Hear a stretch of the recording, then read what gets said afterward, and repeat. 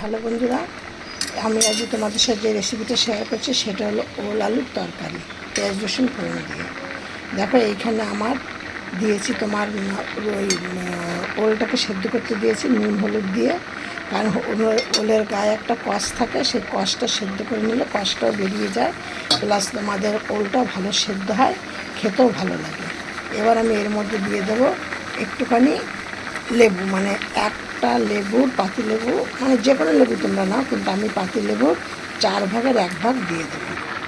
এইটা দেওয়ার মানে হলো যে অনেক সময় দেখা যায় ওলে যদি মুখ ধরে, গলা আমাদের একটু মুখে কেমন লাগে, ওই জন্য এটা দিলে আর সেইটা হবে না। এবার কিন্তু আমার ওলগুলো একদমই সেদ্ধ হয়ে গেছে, যে আমি এক্ষুনি দিলাম লেবু রসটা দিলাম বলে একটুখানি রেখে দেবো। আর কড়াইতে দিয়ে দিলাম তেল।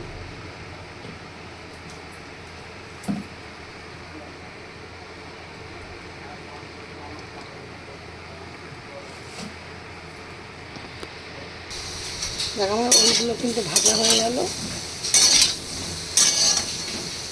তোমরা ওল তো অনেকেই খেয়েছো, কিন্তু ওল অনেকে অনেক রকমের করেছো, কিন্তু তোমরা পেঁয়াজ রসুন দিয়ে এইভাবে করে দেখো। আমি যে তোমাদের সাথে যেভাবে শেয়ার করছি এইভাবে করে দেখো, অল্প তেলে অল্প মশলায় কিন্তু কেমন খেতে লাগবে। তোমরা খেয়ে আমাকে কমেন্টে বলবে। আমি চম্পা তোমাদের সাথে রেসিপিটি শেয়ার করছি, চম্পা রেসিপি হাউস থেকে। আমার ওলগুলো একদম পারফেক্ট ভাজা হয়ে গেছে। এবার আমি একটু দিয়ে দিলাম তেল, দিয়ে তার মধ্যে আমি দিয়ে দিচ্ছি কিছুটা জিরে ফোড়ন,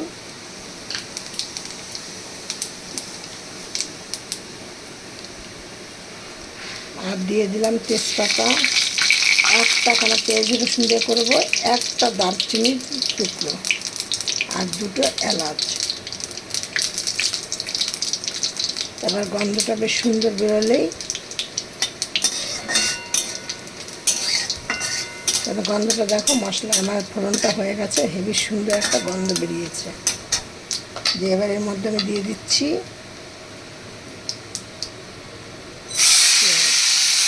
পেঁয়াজটা, কিন্তু আমার নরম নরম হয়ে গেছে। এবার এর মধ্যে আমি দিয়ে দিচ্ছি এই রসুনের টুকরোগুলো, থেতো করে নিয়েছি রসুনগুলো। এবার এইগুলো আমি দিয়ে 2-4 মিনিট নাড়াচাড়া করে নিয়ে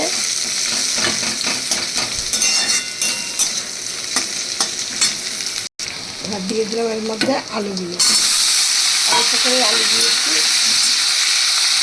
এবার এখানে দিয়ে দিলাম নুনটা, নুন তোমাদের স্বাদ মতো নুন দেবে। আমি নুনটা একবার একটু বেশি করে দিয়ে দিয়েছি।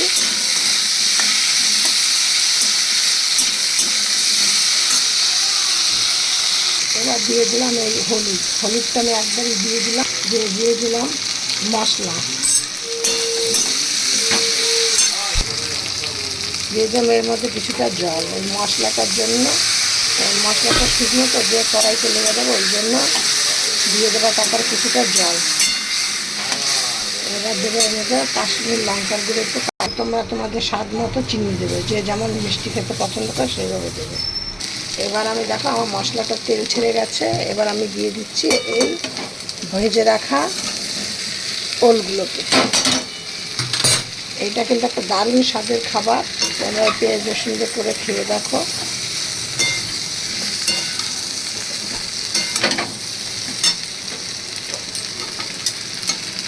আমার এই কষানো একদম হয়ে গেছে।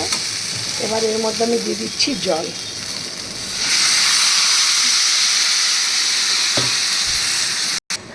জলটা কিন্তু খুব বেশি পরিমাণে দেব না, কারণ এইটা কিন্তু একটু মাখা মাখা হলেই ভালো লাগবে খেতে।